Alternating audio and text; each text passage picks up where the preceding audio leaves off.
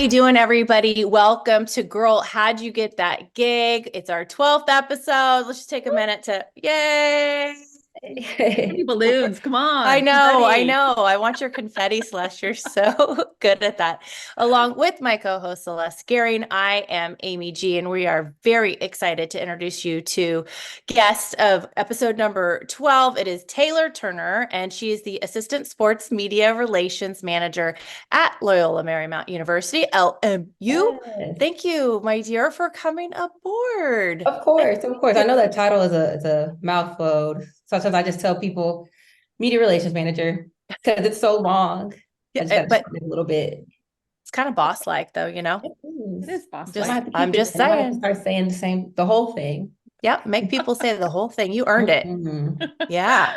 All right, Taylor, before we get started and tuning into your career path, we'd love to play a game we call Girl Gig Quick Pick, where we Ooh, test your okay. trivia knowledge Okay. and get to know you a little bit better. And everyone, because Taylor is from La La Land, we are going to start with some trivia LA. and questions from the City of Angels. Oof. You ready to play? Okay. Are you ready? I'm ready. Hopefully I have the answers. Okay, LA is the only city in North America that has hosted the Olympics how many times? This is a tough one right out of the Hmm. gate. It's tough. You I'm like gonna them tough, though, Amy, off the say I top. know you do. You like the tough ones. I didn't know the I'm answer gonna to say this, Taylor. 5. Oh, that's a good guess. Two. Soon to be three, but two. Okay, yeah. Yeah. There. Okay. Next question for you, my dear, is if you visit Hollywood. So let's say you don't live there, but you're going to visit there, or Okay. say you get a day to go do something fun and you're going to go to the Hollywood Walk of Fame. What star would you go visit first? Hmm. Well, there's so many people that are on the I know. Walk of Fame, but I do know recently, and I get this from my dad because my dad is super into funk and funk music. But George Clinton, he just got his Yay! star, so I would actually go see his and probably take a Okay. picture and send it to my dad. Perfect. I love Love that. that. That's what I Love would that. see. Yeah. All right, Taylor, How's we that? know you're Houston born and raised, but you have to pick an LA team. Who Mhm. would you Okay. pick between the Dodgers, Lakers, Kings, Rams, or Chargers? Ooh. Probably because I'm slightly loyal to the Chargers. I did work with them for a season. No, 2 seasons. So I would have to say the Chargers. And they have a good team. Well, last year and the year before when Yeah. I was there.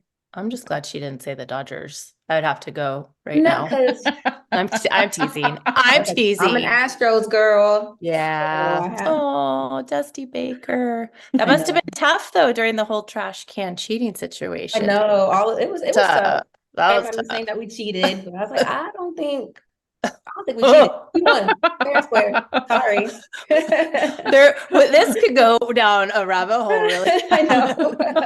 But she's faithful. She's faithful. All right, last question. So you've Okay. been in California for a little while now, and you may have experienced some of the Northern California, Southern California differences and Mhm. dislikes of each part of the state from the loyal people that live in those parts of the state. Mhm. So Northern California folks like myself say, hella, man, that's hella good, Mhm. hella bad. Yeah. Southern California folks don't like it. And they say, totally, totally. Mhm. What would you go to? I know you're Texas and probably say, bless your heart to No, no, all because of us, which we you know what that means know, too. we'll probably get to this. I've moved around a lot. So I actually used to live in Sacramento. I Oh, did good. Where? elementary and middle school. So hella, Oh, I say that a lot. yeah. Just because that's what I Yeah. used to. Then I moved to Texas, and people are like, "I can tell you just moved here from California because Say we all hello. say that." I was like, "Oh Yep. well, You that's say what I say." y'all. Yeah. Yeah. I went to UC Davis, so I know Sacramento well. Yes, Yeah. that's a good Yeah. school. Really good It is a school. good school. Yeah. All right. What do you think, Celeste? Let's get into it. Let's get into the interview. Let's do Uh, it. what exactly is your job as the Assistant Sports Media Relations Manager? The mouthful of your Yes. title. What exactly is it?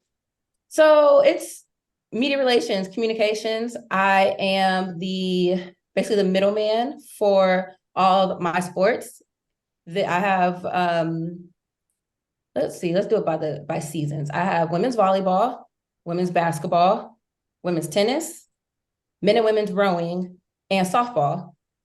So what I do for them is everything you see on the website, updating their headshots, their bios, making sure at the end of every game I'm posting the file of the box scores. I write stories as well, so the game recaps.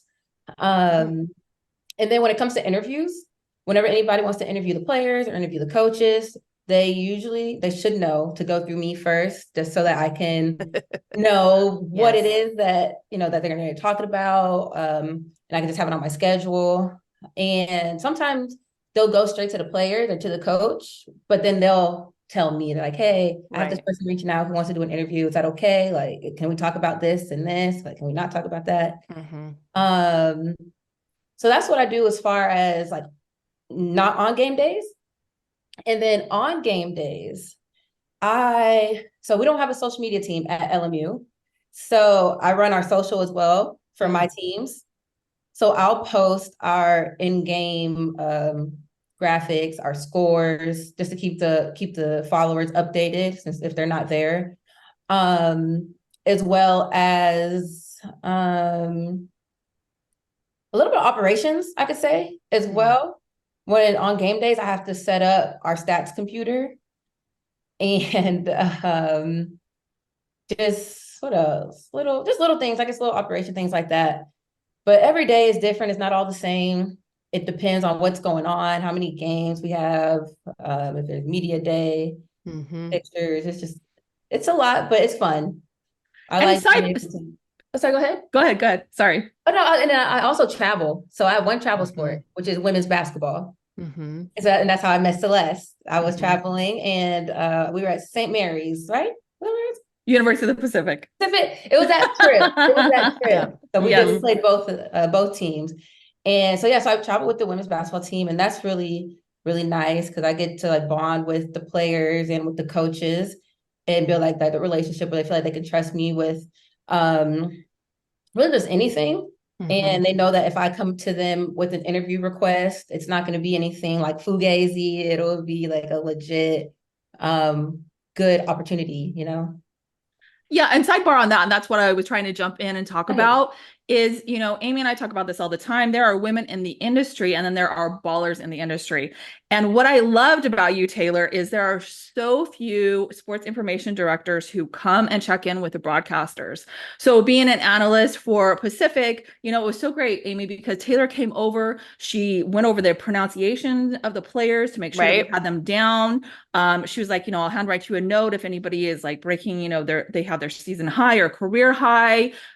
She was just all over it. And there has been only one other SID since I've done this job who's come and done that. So there are like the professional ballers, and there are just people that are in the industry. And so I was just like, we got to have on Taylor. We just have to have her on. Yes. No, you were just so easy to talk to. And then we also had a mutual friend. So I was like, you know what?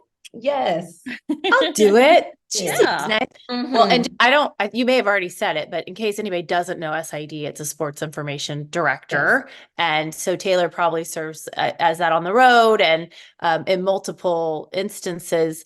So it is not surprising at all of the things you listed to me that you have to do, especially because you're at the college level.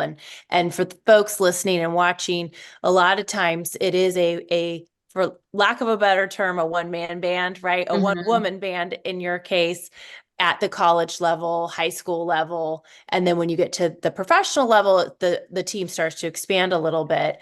But with that said, you are learning so many different things, which will help you carve out your path as you grow. What do you enjoy most about where you're at right now? And what do you feel is the most challenging part of what you're doing? So let's see where I'm at right now. You kind of mentioned it, just being able to learn a little bit of everything. At first, because I have experience working in communications, but it had been like part-time game day staff for like the Clippers and the Chargers and back home with the Texans. I never worked full-time, so I learned so much my first year being at LMU, because it's only my second year. And I used to complain about like, why am I doing all this? Like, I signed up to be communications, and why am I trying to do social and all this stuff? The technical side. And at first, but then now I'm like, you know what? that actually makes me a good candidate for like whatever I want to do in the future. Like I can do this, I can do that. So I think that's something that I've learned and that I've truly enjoyed is just being able to learn the new things that I didn't know how to do. And I also learned a lot of new sports. I'm a basketball girly. Basketball has been life, ball is life. I did play soccer growing up and a little bit of taekwondo, but the sports that I'm responsible over, a lot of them I've never even like I've never went to a volleyball game in high school or in college. Never went to a softball game. Isn't volleyball awesome? It is so fun. It Amy is played so volleyball. fun. I played volleyball. You played volleyball? I played volleyball. Yeah. What position? Outside hitter. Okay. Yeah. So like, I didn't know anything. So I had to learn what an outside hitter was, what a A libero. million years ago. Yeah. That's how long ago it was, Taylor. We didn't have a libero. Like really? the I don't even know I the didn't even know game when it has started. evolved since I played. Yes. But yes. So there's also just being able to learn about new sports and like rowing. I had no idea anything about Right? Yeah. it. And I was up and honest with the coaches, like, hey, I don't know much about this sport, but I want to learn. So if you can Ugh, teach me and just tell me what certain like verbiage, especially like when I'm writing the game the recaps game recap. or match recaps, Right? I want to be able to use the right verbiage. And I, didn't know anything, but now I do. I know what a coxswain, Yes. is. Yes. And a novice. Mm-hmm.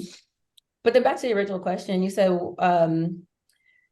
what is What do you enjoy most? What's the most challenging the part? most challenging for me? Probably just because I'm new to this, the hours. Mhm. When I graduated college, I worked as the regular like 9 to 5 school or job. And so I went to work at 9, I was done at 5. Nobody talked to me on the weekends. And then I was just back on Monday. Whereas Mhm. this job, sports does not sleep. No. Sports does not sleep at all. So there's times when I get calls from coaches or text messages, and it's after hours, and Mhm. I have to respond or something Mhm. happens. I need to post a story or I need to post on social. And then also we don't have breaks like everybody else at the university does. So during Christmas break or winter break, we had games. Yes. And during Thanksgiving, like during that Yep. time, we had games. Last year, we had a Thanksgiving tournament. And so we were working during those times when everybody else at the university is at off. home, chilling. We're still in the mix. Having like, getting it turkey. done. Yeah, Yeah. right. We're in the mix getting it done. But it's worth it. It's fun. It's definitely fun. I think that's a really hard part of being in sports is what you miss out on socially, because like you mentioned, and now especially there aren't really off seasons to Mhm. anything. So even though college basketball may be over, maybe you're on a coaching search or they're recruiting or they're giving tours or, there's always something happening even in the off season. And it is hard. And your family has to be really patient with you missing out on stuff or like come to you for Mhm. Thanksgiving, some changes Yeah. to be made. Yeah. And sometimes it's the best experience too, though. When I played basketball at LSU, just not being able to go home because Idaho was too far away, I got to try turducken and all these amazing foods because, I went to LSU. So we had like that Southern cooking that was so good. So sometimes, it really helped the team bond. But yeah, there's definitely pros and cons to it, right? So, Yeah, there's speaking team bonding stuff. yeah, for sure. Yeah. And speaking of the South, Taylor, Friday Night Lights is just a huge thing. And unless you go to the South and experience a college football game or a high school football game, like I don't think you comprehend, Friday Night Lights. Like you just don't get it. And I find it fascinating. You grew up, playing basketball and doing taekwondo, but did you go to a lot of football games? Did you? I sure did. In high school, I did. And then in college, I went to Texas A&M. So that was a big football school, or big universities in general, but then football. And I was there when Johnny Manziel was there. So I was able to watch many of his games when he won Heisman. I remember when he won the Heisman. It was my sophomore year, I think. My freshman or sophomore year. And I just remember when they announced his name, I ran down the hall and I'm just screaming. I'm like, yes. I was Poor just so guy. excited. I bleed maroon. I loved my college time and just everything there. The football team was amazing. We had a good basketball team. My brother played basketball at A&M while I was there. Oh, how fun. So I was able Oh. to watch all his games, which was lovely because at first he played at UW. And so I wasn't able to go to Seattle from Houston.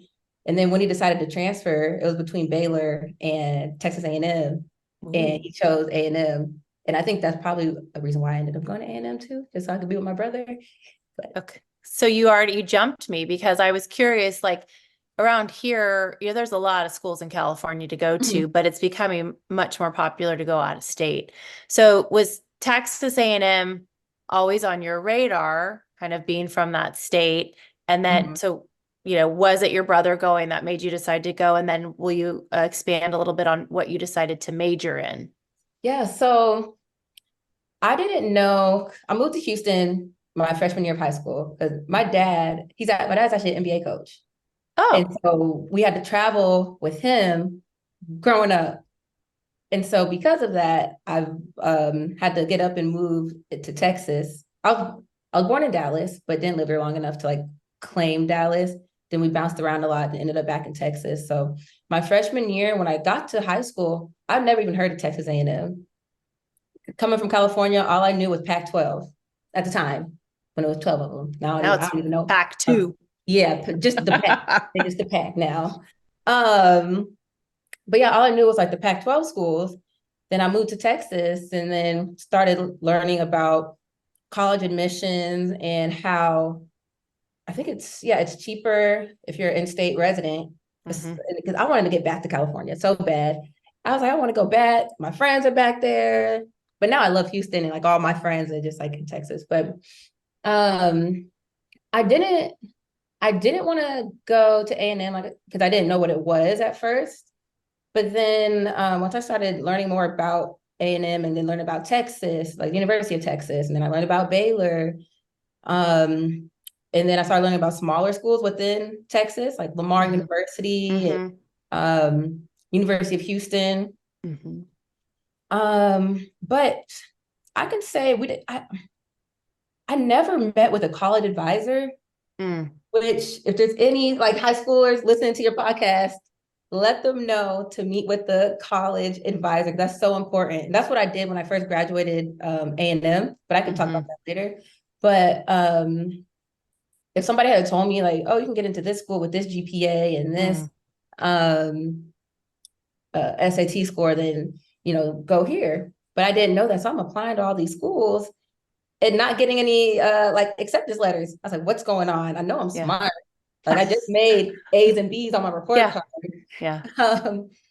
And so when my brother decided that he wanted to transfer, I went with him. It was me, my mom, and my dad. We all went with him to his visits.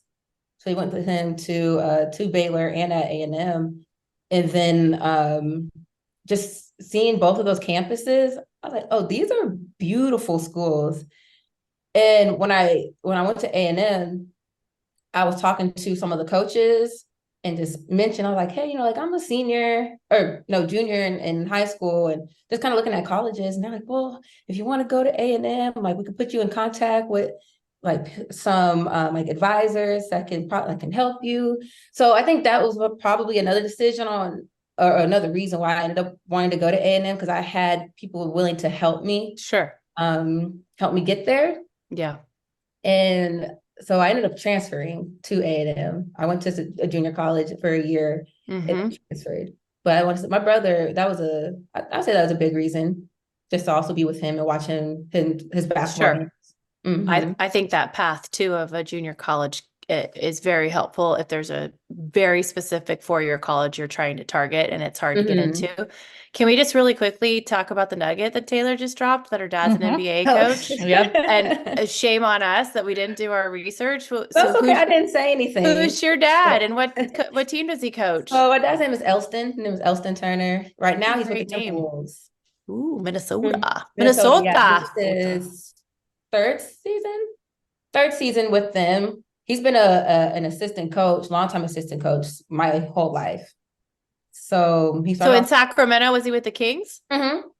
And then before that, it was Portland. So like I Oh, said, I was born in cool. Dallas, then moved around a little bit. Ended up in Portland. That's where he got his first NBA job, assistant coach. Mhm. And he was there for a couple years. And he went to Sacramento, then to Houston. And both, I feel like when he was in Sac, that was when they were they were like the best. We had like Chris Webber and Yeah. They Mm. weren't good Bobby until Black. last year again. Yep. There's a so Span he of time. exactly. So he went Yes. from Sac then to Houston, which is what brought us to Houston, and then Phoenix, Memphis, Oh, back to Sac, back to Houston, and now he's in Minnesota. But luckily, I graduated already. Like I didn't have to travel after Houston. mhm, But my mhm. parents, they're not with. They weren't with like splitting up. Like my brother, he's older than me. He wanted to stay in Sacramento because he had one more year of high school left. And he was like begging my parents if he could just stay in Sacramento instead of getting up and move to Houston. But my parents were like, no, like Not gonna happen. we're all moving. So we all moved to Houston. But then my senior year, they actually let go of the coaching staff in Houston. And Oh, so my dad ended up going to Phoenix, but I had already graduated. yeah. So if I didn't graduate, then I would have had to do the same thing as my brother and just got up Mhm, and had to move to Phoenix for my last mhm. year of high school. And I probably wouldn't have went to Texas A&M. I probably would have stayed in Arizona somewhere. There's so many. Oh my gosh, this just opened up a can of worms, but that I'm not supposed to go down because I tend to do that, Taylor. I get No, off topic, but it's okay. Go for it. I think it's so fascinating. A really good friend of mine, back in the day, her dad was a coach for the Raiders. And so a very similar path like moved around a lot. He coached for the Chiefs, the Raiders, the Saints. So she had been everywhere. And they decided when she got into high school, the mom and my friend were going to stay no matter where he got a job at that point because they wanted her to just be in one high school. Yeah. But how do you feel? I have so many questions now, but how do you feel all of that moving around and having to adapt and adjust and transform quickly into a new environment helped you at LMU with a sport you weren't really familiar with and people that you didn't really know? Because it seems like you can just like that would be really helpful. And it was because all the cities were different. Mhm. Um, Portland, I know like my brother and I, when we were in elementary school, I think my brother and I, we were the only two like Black people in our elementary school.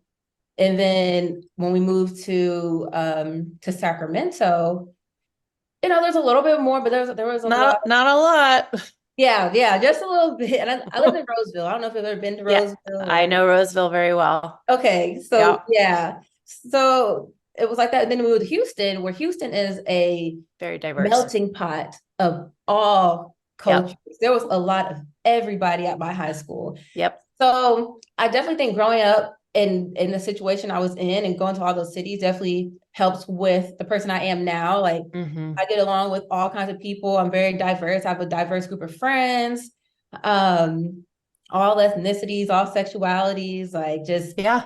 I just love everybody Yeah. because it's just how I grew up. And it Mm-hmm. definitely helps with at LMU as well. Just quickly learning how to I guess adapt, even when it comes to just learning, like you said, different sports that I didn't know, but I Mm-hmm. know that I am a quick learner and a quick adapter. Yeah. And you're learning Oh, to deal yeah. your whole life. You've had to deal with different personalities and different places that viewed you differently. Right. Mhm. And I just got done doing Giants Fan Fest in Sacramento at the River Cat Stadium. And Dusty Baker is back with the Giants. Of course, he had Houston for several years, took you Mhm. guys to a World Series and Yeah. won. And Dusty always tells me because he grew up in Sacramento. And he said there was two Black people like in his town, and it was him and his brother. And it like you Yeah. don't think about that in California. You think California is pretty diverse, and there are a lot of cities in the state that are not diverse at all, or Mhm. they're heavy, one culture and ethnicity. And so I find that fascinating, how that moving around affected what you do and probably plays a huge role in what you do today. It's Yeah, really I wouldn't trade interesting. it for the world. Like I Yeah. used to, like, during it, like getting up and moving, it was hard because I didn't want to leave my friends. Yeah, you're a teenager. Sure. Yeah. Yeah. But looking back on it now, I'm like, not everybody had this opportunity. Like You've it's seen a lot. cool. Yeah. Yes. Like I've done a lot. I've seen a lot. I've met a lot of people. So it's a blessing. Okay, one more, Celeste, and then you go. Okay. Go ahead. Go ahead, Amy. Did dad play pro? He did. Yeah. So he had got drafted by the Mavericks. Nice. And I think that Yeah. might be why I was born in Dallas. I'm sure. Yeah. Yeah. That makes sense. My mom. We're just gonna tell you, Taylor, that's why. He met my 100%. On this podcast. 100% that's why you were born. But yeah, he was drafted by the Mavericks, and then he ended up going to Denver after, then went to Chicago, and he actually played with Michael for a little bit. So they're friends. Ooh, And so yeah, I met Michael Nice. a couple times. Taylor's just dropping What? knowledge. Do you have a picture with Michael? We hang out with Michael Jordan. Probably Oh my gosh, probably I want to see that somewhere. picture. Yeah, That's he was fantastic. when I was in third grade. He was playing, but he was with the Wizards at the time. I think he had already did his baseball and then came back. Or you're talking about Jordan now. Yeah, Michael Jordan. Yeah. Sorry, not my dad. Not my dad. Well, as soon as you said baseball, I'm like, oh yeah, I remember that. Yeah, Michael Jordan. But he was my Valentine in third grade. I gave him bet. those cute, those Valentine things Yes. that you give your friends. I put a chocolate on top, and I was like, Michael, Did he give you one back? no, but it's okay. It's all good. I knew the love was there. maybe he'll listen to this and give remember you it. one. Right? You one. I haven't seen him in so long, but I know, like, if I just like, hey, I'm Elston's daughter, he will probably like. I love that. Aww. It's so Oh crazy. man. So crazy. Oh, okay. All right, Taylor, we're turning it back to you now. Okay, I'm sorry. Okay, we're here. I love these stories. We're going to turn it back to you, though. We want to spotlight you. What went into your decision for your major at Texas A&M? So I knew I wasn't a math person, or like That's always I'm communications too, and that's a new math. We're like 1, 2, I 3. do like 1, 2. no. I like talking to people, and like growing up, I did theater, and so just being able to talk to people and all that kind of stuff is just something I always enjoyed. And so when I learned about communications at A&M, they have communications, but then they have agricultural communications and journalism, which is what I did. So the difference was, I guess, with AgCom and journalism was a little more hands-on. I had a friend who did just regular communications, and I don't think they were as hands-on and doing just a whole bunch of stuff like we were on our side. But when I chose AgCom, I didn't know that because I'm in the College of Agriculture, there's also classes within that college that I have to take. So I had to take agriculture related classes as well. So I took animal science and horticulture. What did I take? The study of bugs. I can't think what that's called. Oh, wait, I know this. Oh my gosh. I know this. It's something ology. Entomology? Entomology. So there we go. So I took all those classes, and I'm like, what does that have to do with communications? But it could be everything, like if you want to work at a entomology business and they need a communications director, like everybody needs a communications person. So learning these things, it wasn't like you weren't just learning it just because. Right. It could be applicable at some point. Yeah. I mean, it was the same hunt at Davis because it's an ag school. Okay. So even though I was a comms major and I was under like the College of Letters and Sciences, you still had to take classes of ag just because that's what the school was known for. Now they have viticulture, so wine classes, and but you're so spot on. And I think that's like a really important message for people to hear from you, that you used it in sports. But if you study communications, you can really go into any industry, and we concentrate on sports for sure, but you could pop out of sports at any time. So for anybody who's like in sports and they're like, well, I'm stuck. No, you're not. If you're a communications major or you work in PR, media relations, that skill set, which we're always talking about identifying your skill set, can translate to any business. All businesses need press releases. All businesses need social media. Like it's really smart actually to do that. Yeah. Let's chat about internships, because I know you did some, and I fully believe in what I do as, a reporter. I've been an on-camera reporter for a long time, and that is a launching pad for sure into getting into television. Where do you stand on the importance of internships and getting them, and what's your recommendation about them? Yeah, internships, they are super important because they help you get your foot, or not get your foot in the door, but get your feet wet.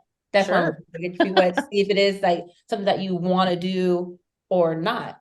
Like, you don't want to just dive into something thinking it is like what you want to do, and it's like, this ain't it.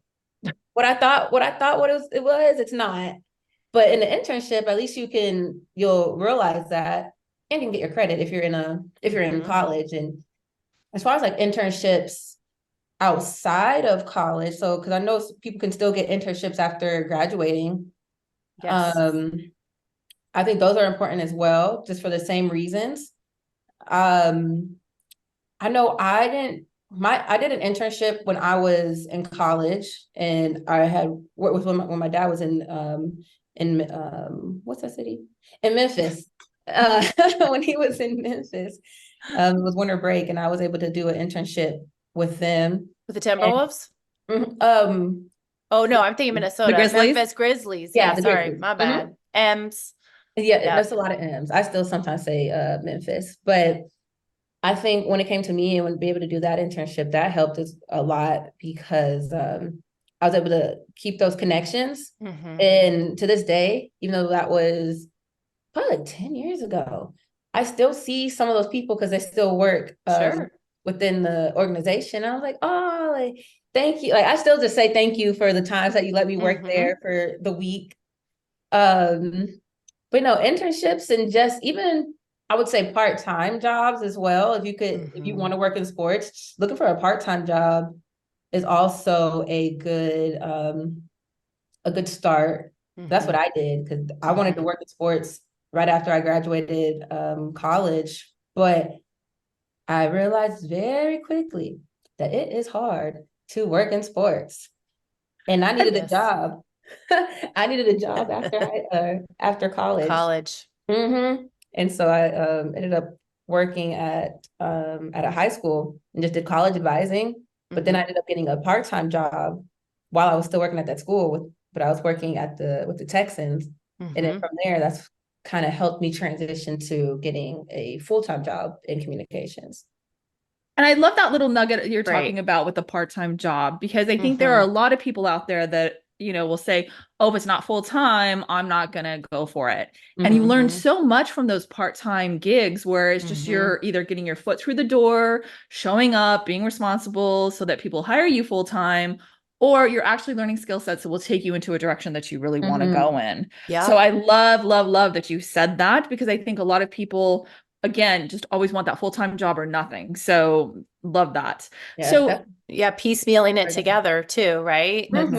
I mean, my first job in TV was part-time, $8 an hour at 3 a.m.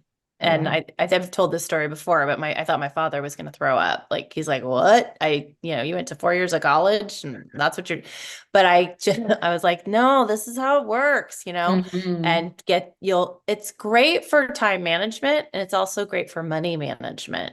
You learn how to live on very little, and you pick up other jobs at other hours to make ends meet, which is, then you're like, I can do anything if I can live off $8 an hour. Yeah, definitely. Yeah, I had 3 jobs. I had a part-time job at CNN SI overnight in Atlanta. And then I worked at a store called The Limited, no longer around. I worked there. You did? Oh my gosh. I worked there. Buddies. Yes. All right. Yep. things we don't know about Spent each everything other. I made on clothes. Yeah. Yep, Mhm. exactly. And then I also worked in a restaurant. So I just Yeah. was like, you know what? I want to get in through that door. How do I make it work? And part-time was definitely the answer for me. Uh, Exactly. yeah. Okay, take us through the rest of your job path from the Mhm. Texans to ending up where you are now. Yeah. What Yeah. else have you done? So when I worked with the Texans, that was in 2017. And I worked with them for a couple seasons, and it was really, really nice. I was able to work the Super Bowl when it was in Houston. So I was able to see that, and so that was cool. And they also would have soccer games at NRG, the Gold Cup. I think it's what the Gold Cup. So I was able to work the Gold Cup. And then after that, I realized I wanted to live in LA just for personal reasons. I was like, I just want to live in LA. Like I do other stuff besides like communication, like what I do at my job. I do a lot of outside stuff as well, and which is why I wanted to move to LA. Is that because of the theater? Yeah, Okay. it's always gonna be in me. That's always gonna be in me. I um, hope it does. I hope it stays. I hope it Yeah. does. It's Thank great. you. Yes, it's very important. I feel like to um like do things outside of work as well to keep you busy. Mm-hmm. Um, but moved out here and started working with the Chargers. I reached out to them and they said that I can work during game days. I was like, okay, perfect. And as far as with the Clippers, I started doing that as well. And I used to work the NBA Summer League as from, or not used to, I still do, but 2017, I worked the Summer League. That was my first time. And I started meeting people through working the Summer League. And one of the guys who works at the Summer League is the director of communications for the Clippers. So I was like, oh, I live in LA. Well, why don't I just reach out to him? And so I I reached out and I told him like I live in LA. If y'all need any help with anything, like let me know. I did communications back home in Texas. Like I would love to do it with you guys. And he told me I can.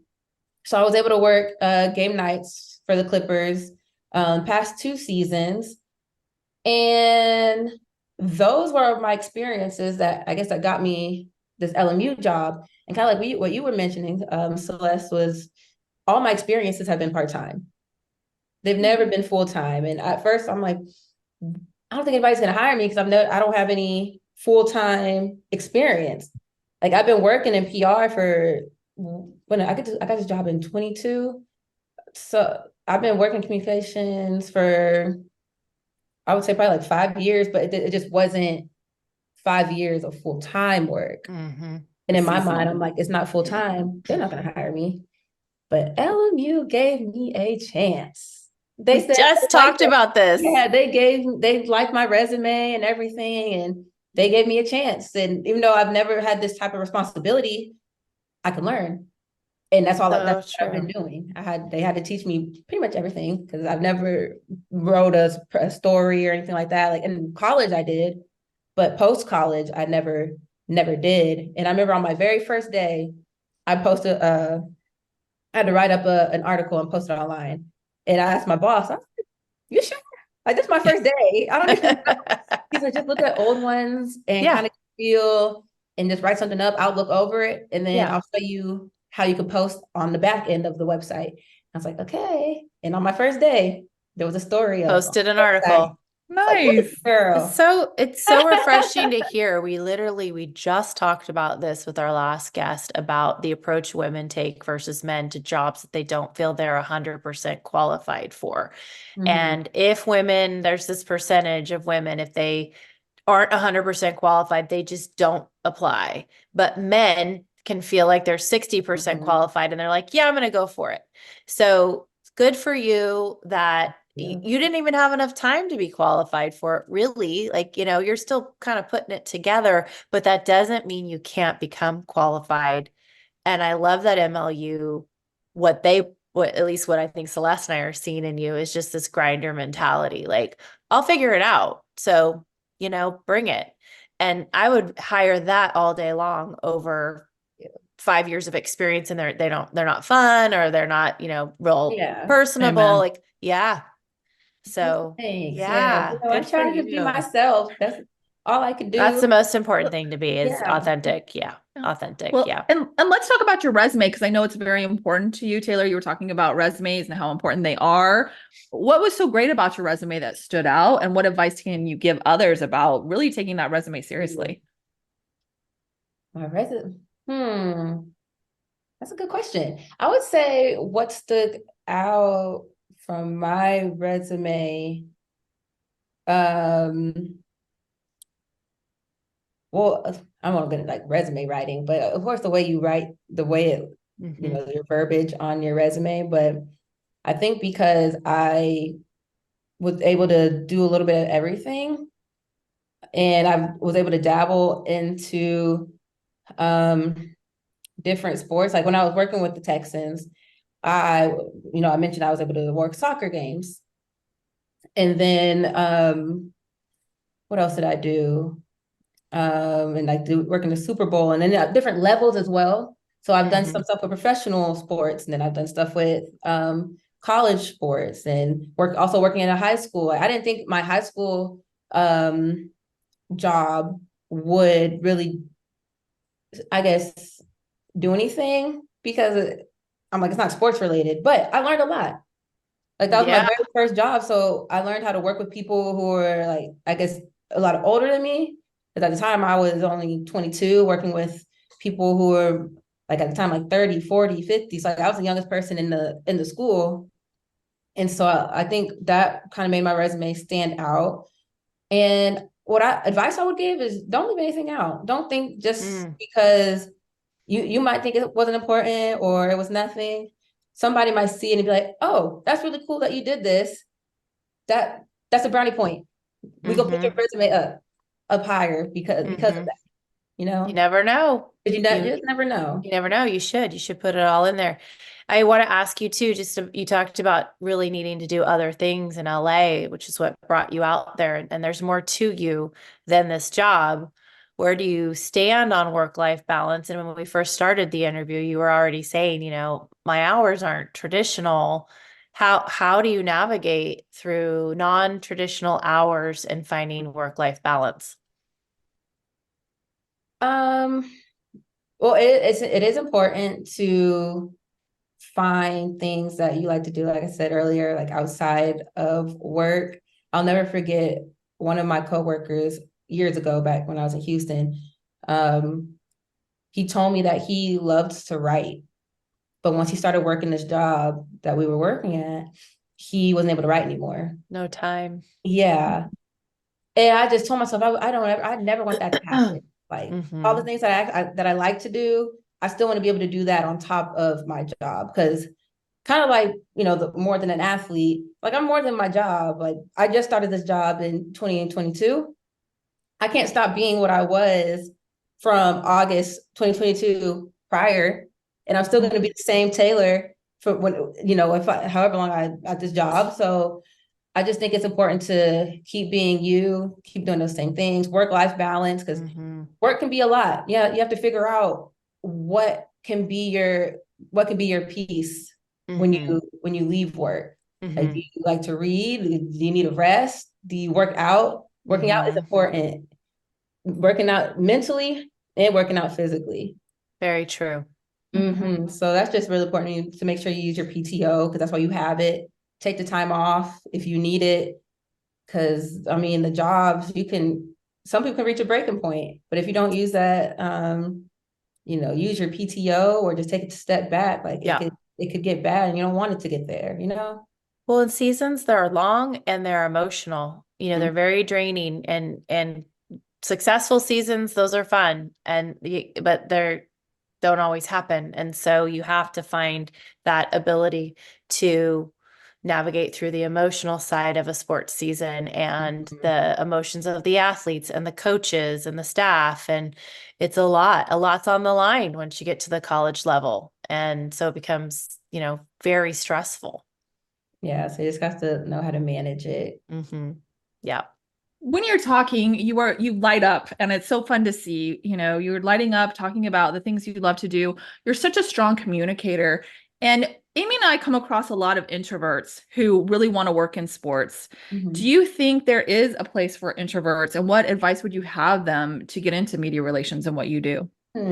Yeah, I would say take your time and do what's comfortable to you. Don't like if you see somebody who is a broadcaster and doing all this stuff, if that doesn't feel comfortable to you, there's other ways to be in communicate. Like I'm not in front of a camera ever for my job, but I still work You in are communication. now. Until now. Well, I You am famous. now. But that's not like my day to day, so that's fine for someone who's more introverted. I also would say practice, maybe start talking to your friends more and like making eye contact. That's definitely something that's hard for people. So, and it's still hard for me sometimes. Like I have to catch like practice making sure I'm staring at, well, not staring because that's creepy, but Don't be creepy. like just making eye contact, letting Yes, the person yes. know I'm engaged, like I'm here, I'm understanding. And for some people that's hard, and it's something that, but it can be worked on. Hmm. So that's what I would say. Just practice. Maybe practice with everybody has a phone for the most part, or something that they can maybe record themselves so they can see what they look like Hmm. and how they sound. They can work on that, Hmm. and eventually build their way up to Hmm. doing whatever it is they want to do in communications. Well, I think a lot of times too, when you're in media relations, PR, and sports, Mhm. the athletes, the coaching staff, you know, usually broadcasters are extroverts and a little loose-lipped at times with some information. Media relations, PR, it's really important to kind of have that vault aspect to you, Mhm. that you can build the trust you need with the athletes and the coach, especially the staff, because the staff's going to be there a lot longer, hopefully, than the athletes are. And I think that's key to what you're saying, and eye contact and take your time. The people you're working with need to know that you care about them. And Mhm. that's part of your job, right? Is to take care of them, not put them in an interview that's going to catch them off guard, or to make sure that the information you're giving to Celeste at the basketball game is accurate and that you're taking care of that athlete. So I think that's really good advice. I'm going to ask you one last one before we let you go. And it's just a little Okay. more general. That was kind of more about introverts and extroverts, but Okay. just best piece of advice you've been given about a career and working in sports. What's something that you fall back on if the day's been tough? There's a couple. One that my dad told me is like, never, don't be afraid of hard work. Never be afraid to work hard.